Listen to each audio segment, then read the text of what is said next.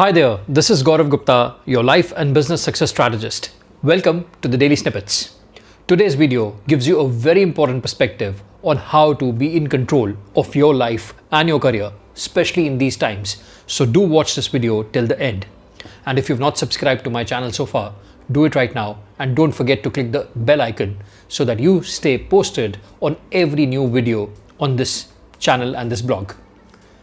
Today is a great day for me and my team because we also launched the Morning Motivation series that gives you positive motivation, positive affirmations to set the mood for the rest of your day on LinkedIn, Facebook, and Instagram.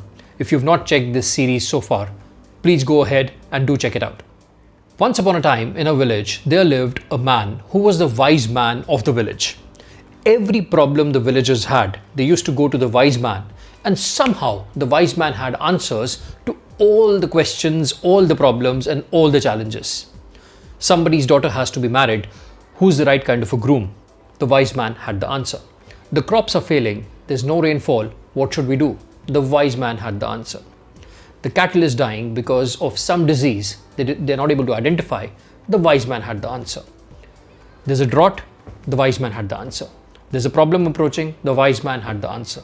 He had the answer to every small and every large thing which the villagers came up to him with. In that same village, there was a young boy named Ramu. Ramu used to be very jealous of this old man, just like sometimes kids are. How come this old man has answers to all the problems that the villagers go to him with? Ramu thought that this old man is a cheat, he's a farce, and one day I will expose him. Now Ramu was on a quest to find a question to which the old man or the wise man will not have an answer to, and he will expose him. Ramu thought for days, for weeks, but he could not come up with any question which would really be able to stump the old man or the wise man. One day, as he was sitting under a tree, something miraculous happened. A small bird, a very tiny bird, fell into Ramu's lap. Ramu got an idea. He picked up the bird, put it in the palm of his hand, and rushed straight to the wise man. Very excitedly, he asked the wise man, wise man, tell me, the bird in the palm of my hand, is it dead or is it alive?"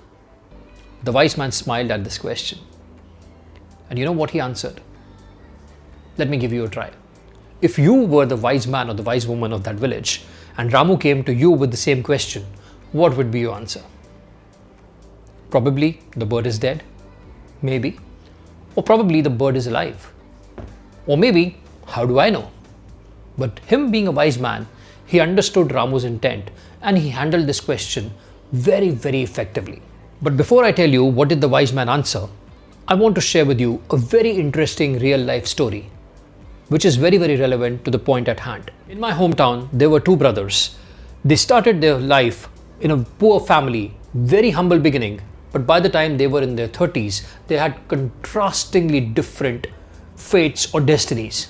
The first one, the elder one, he educated himself with great difficulty. There was no money in the family, but he got scholarships by working hard on it, established himself as a leading professional in the city, and later on established a business which became the leading business house in the state.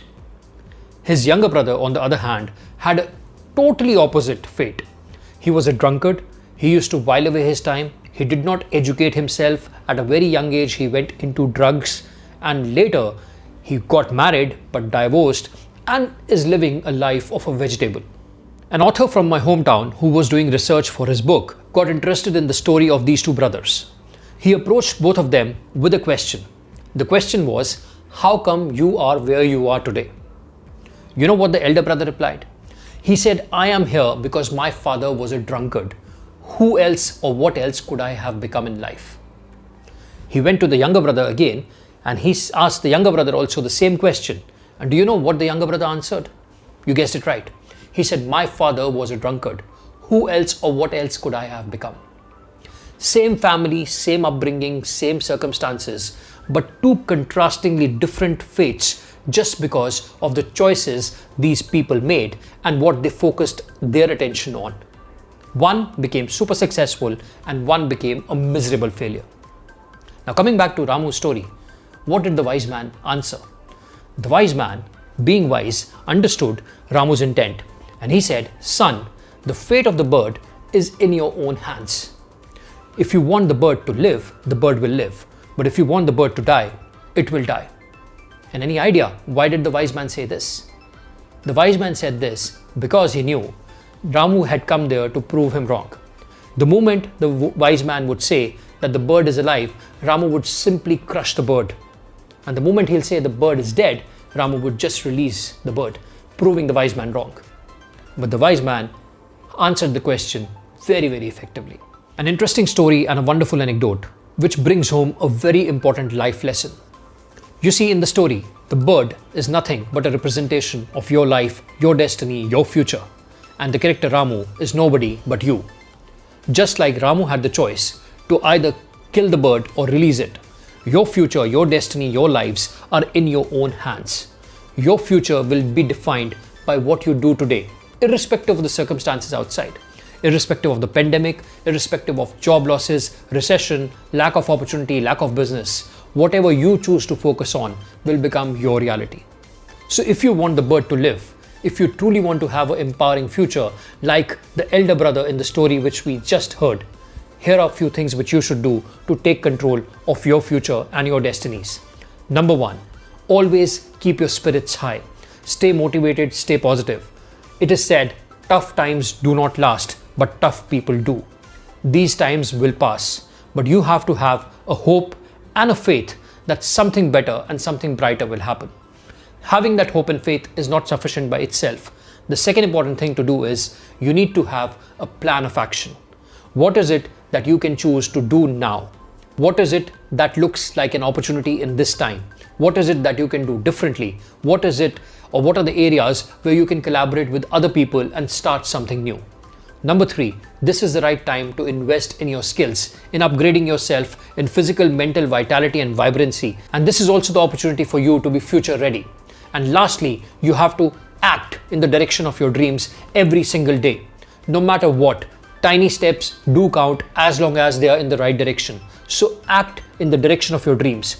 If you do these things, chances are your future will be very, very bright, and irrespective of what happens in the external economy, you'll always be in control of your own future.